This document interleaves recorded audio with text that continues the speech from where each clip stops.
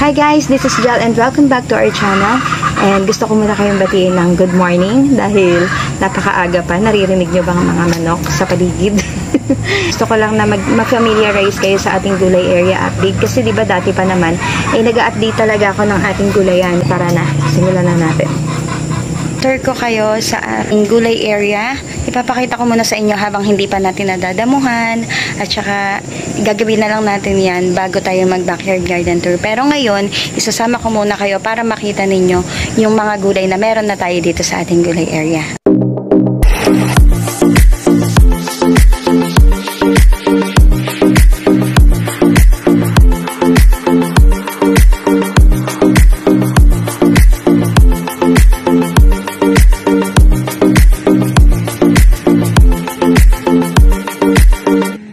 Expect nyo na madamo pa talaga dito kasi hindi pa nga tayo nakakapagdamo dito sa ating gulay area. Puro dito pa lang tayo sa kabilang side. So ayun, eto na yung alugbati na tinanim ko. Sa mga nakapanood po sa akin, makikita nyo po dun sa ating gulay area update. Yung sinimulan ko palang bungkalintong nandito sa gilid. Tapos nung nagtanim ako ng alugbati, bali 2 layer to, 2 plat. Yung isa ay alugbati. Ito sila. Kaya lang medyo pag bigla mong tinignan, hindi mo na sila mapagkakaiba. Ito yung alugbati. Tapos ayun yung talbos ng kamote. So ibang talbos ng kamote, nandito na rin sila. Tingnan nyo to. Ayan, umabot na sila dito sa alugbati. Kaya pag tinignan mong ganyan, parang isang malaking plat na lang siya na parang isang gulay lang. Pero ang totoo po ay 2 sila, alugbati and talbos ng kamote. Tapos dito naman, meron tayong 2 puno ng okra pa lang. Kasi ito lang yung nabuhay nung nagtanim ako last time. Pero okay lang guys, kahit 2 lang sila. Ito yung isa. Yan yung isa. Tapos ito yung pangalawa. Pero kahit 2 lang sila guys, sobrang halos araw-araw naman ako namimitas. Hindi ako nawawala ng okra kasi tingnan nyo. Ang sagana nilang magbunga. Ayan, tingnan nyo. Tapos dito may binhi na kami para yan na magtatanim na tayo sa susunod. So sa isang puno, tingnan nyo ngayon. Bukas pwede nang kunin niyang isa na yan. Ayan. Tapos ito. Meron na rin dyan. Tsaka dito sa ibabaw. Okay, so. Ayan. Diba, sa isang puno lang yan. Tapos, tingnan nyo naman yung talbos ng kamote.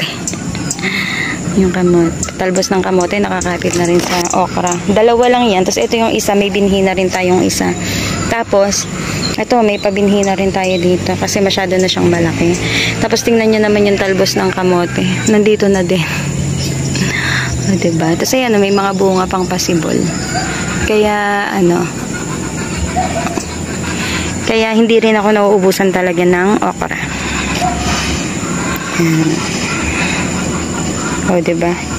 Tapos, dito naman sa side na to ay nagtanim si kuya ng mga talong. Madamo pa rin. Marami pa rin tayong aayusin dyan.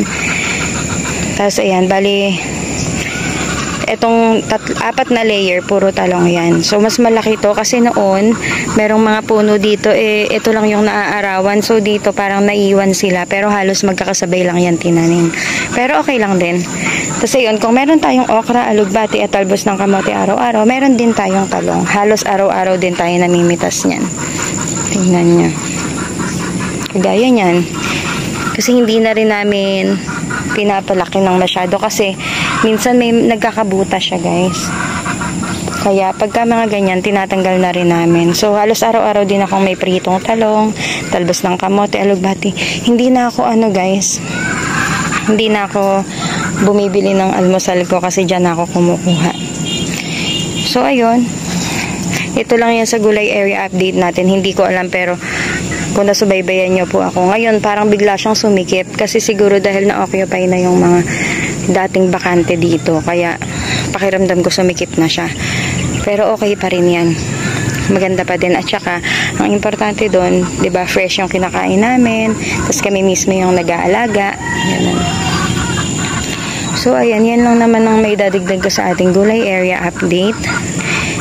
Kasi doon naman sa side na yun, doon yung 'di ba yung silihan nila kuya.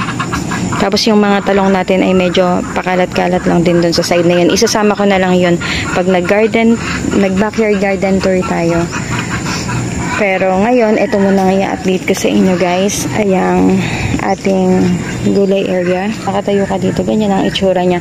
Marami pa akong gustong gawin dyan. Magdadamo pa ako. Tapos, basta may gagawin pa ako para bago tayo mag-garden tour. Kaya, yan lang muna yung na-share ko sa inyo ngayon.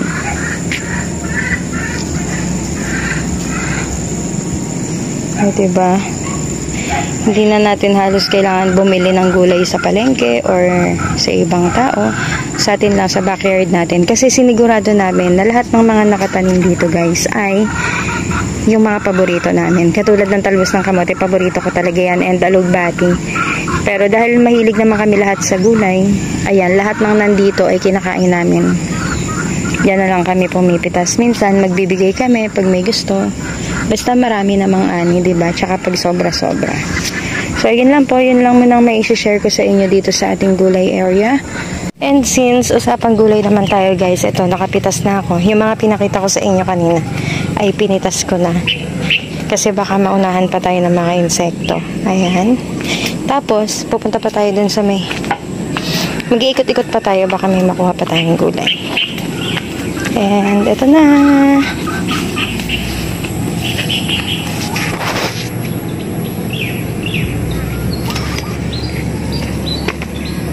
Pwede na rin naman tayong manalbos kung gusto natin kasi marami na rin yan, tsaka alugbati, pero wag na lang muna ngayon, baka bukas na lang. Kasi marami naman ako nakuhang talong at tsaka okra. So yun na lang muna ang kakainin ko ngayon. Upo muna ako mag-goodbye sa inyo dahil nire-ready ko lang ang sarili ko dahil meron tayong mga gagawin na naman ngayon na hindi ko na ma-share sa inyo kasi konting-konting ano lang naman yun, touch sa ating garden. Kaya ayun, bago patuloy ang uminit, kita nyo naman, ayan na nagkakaroon na naman tayo ng side na mainit, ay kailangan ko nang umalis at magpaalam sa inyo para maituloy ko na yung mga ginagawa ko pa. And maraming salamat sa panonood guys. Alam ko na naglalaan din talaga kayo ng oras para panoorin ako, and thank you very much. Ang thankful ko po, and road to 1K na po tayo. Maraming salamat sa lahat ng nagsusupport. Hindi pa po kayo nakakapag-subscribe sa ating channel, sana po ay mag-subscribe kayo. And kung nagustuhan nyo po ang ating content today, makakakilala po kayo na makaka-relate sa ating content, ay pakishare na rin po. And huwag nyo na rin pong kalimutan i-click ang ating notification bell para lagi po kayong updated sa aming mga ganap dito sa aming buhay probinsya. Maraming salamat sa panonood. Palagi po kayong mag-iingat. Have a good morning everyone. Magandang umaga sa inyo lahat. I'll see you on my next vlog. Bye!